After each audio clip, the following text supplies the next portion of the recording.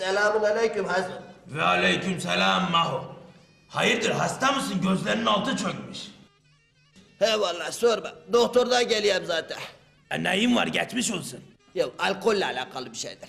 Ya sana kaç kere dedim şu alkol denen merati bırak diye ya. Vallahi doktor da aynısını söylüyor zaten. Alkolü bırak yoksa vallahi çalışamazsın de. Sen ne yapacaksın? Vallahi ben de ne yapayım? Şimdi kalkıp gidip işten istifa edeceğim. Vay!